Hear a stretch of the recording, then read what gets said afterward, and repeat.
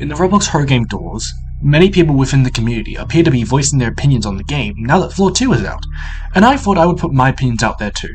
Now before I say anything yet, I must warn you this video contains my opinion. I know, crazy. If you can't handle opinions, then leave. The format of this video will be starting with Floor 1, then moving on to Floor 2. After that we'll go to the rooms, and then finally the back door.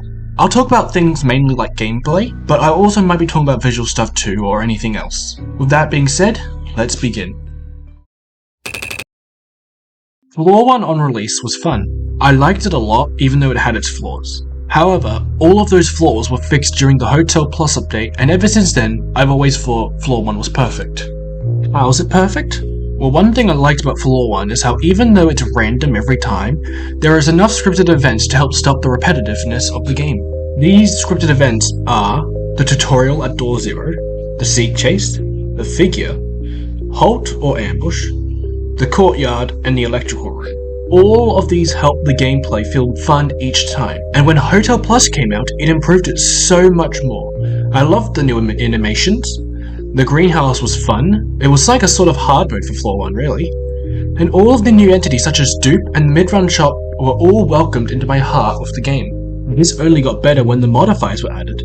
These changed the games in either small or major ways, and it didn't matter because each time the game would be just a little bit different when I added a different modifier, which made the game a lot less repetitive and more fun. Now we have Floor 2. During this update, all that really changed in the hotel was that it got a new makeover, with stuff like Halt having a new hallway, the courtyard being a lot different, and even the greenhouse looking different as well. But there were also a few gameplay changes that I wanted to be focusing on. To start, let's talk about the smallest change, the alarm clock.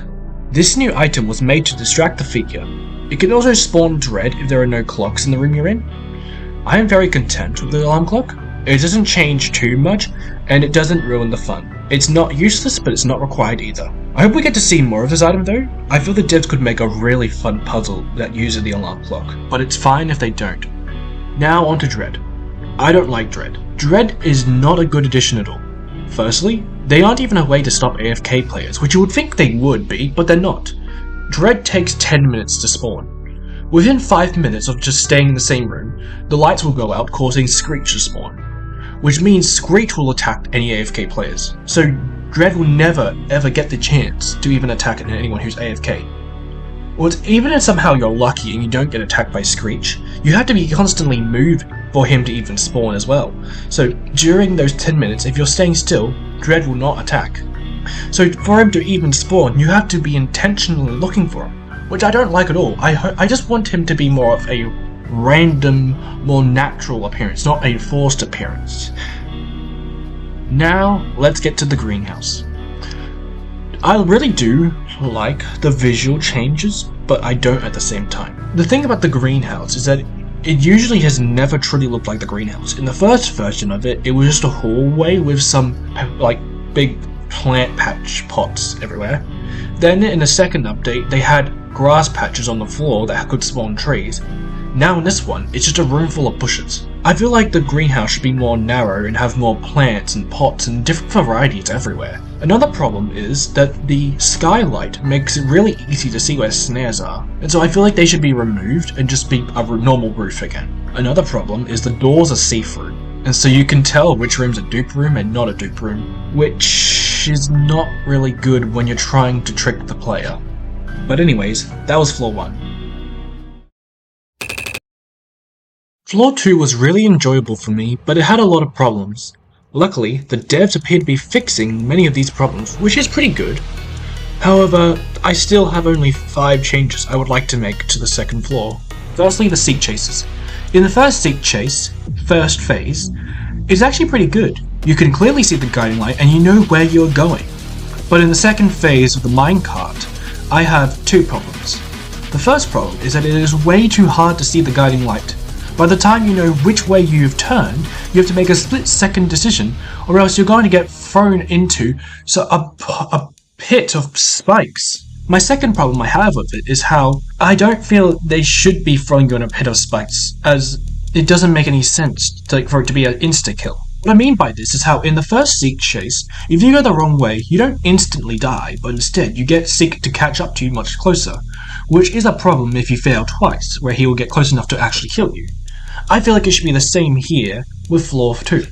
Now, for the second Seek chase, I feel they should just make the guiding light much more visible, as my main problem with it was not knowing which way he went. Other than that, I think that chase is pretty much perfect. Now onto the nest. I'm actually pretty happy with the nest. A lot of people don't like the nest because they say it's harder than Door 200, but I've never seen that argument because for me, Door 50 is a lot harder than Door 100, and so it being the same here for the second floor just makes sense to me. But if I really do want to make any improvements, I wouldn't make any improvements to the nest itself, but instead the grumbles. Specifically, some people like the Grumble Queen and, well, the damage they all deal. I probably would lower the damage to about 25, making them only kill you in 4 hits. I'd also slow down the Queen Grumble, as she is too fast.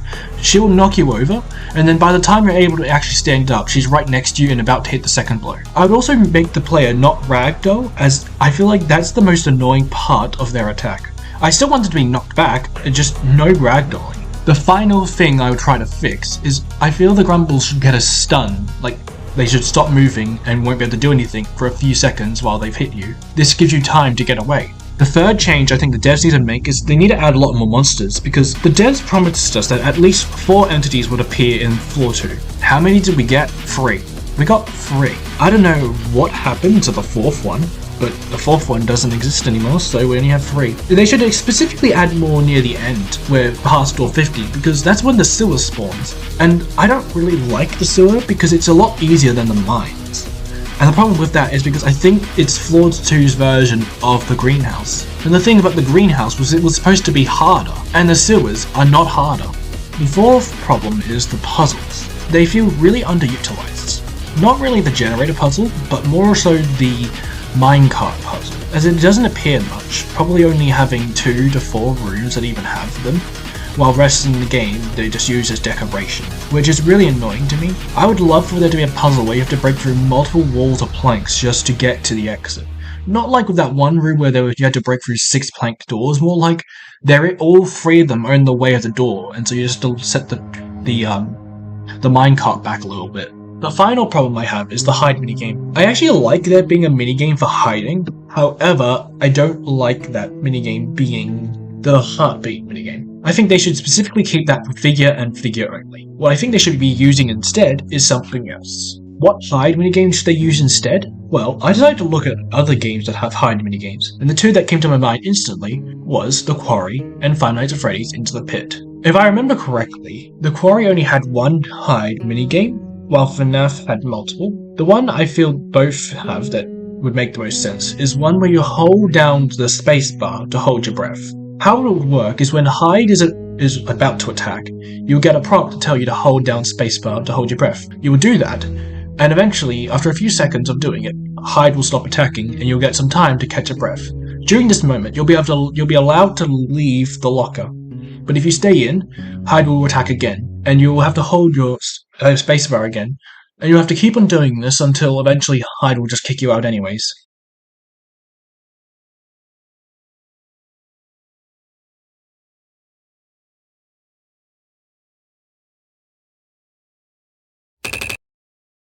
The rooms does not have that much, but I think that is intentional, since A1000 takes the player around 2 to 4 hours, so there shouldn't be that much of a challenge, or else it would just make players rage a lot.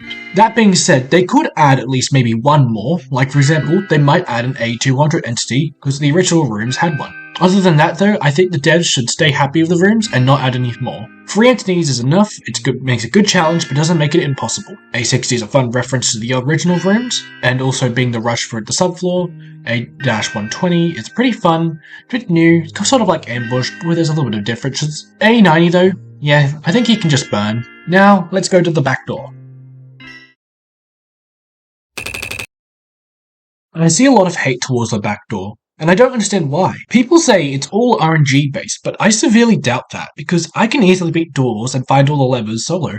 As for the entities, I do agree there isn't that many, and maybe 2 or 4 more would be welcome, But I think there should not be too many, because the point of them is to slow you down, which if there are too many slowing you down, you won't be able to win. But what do you think?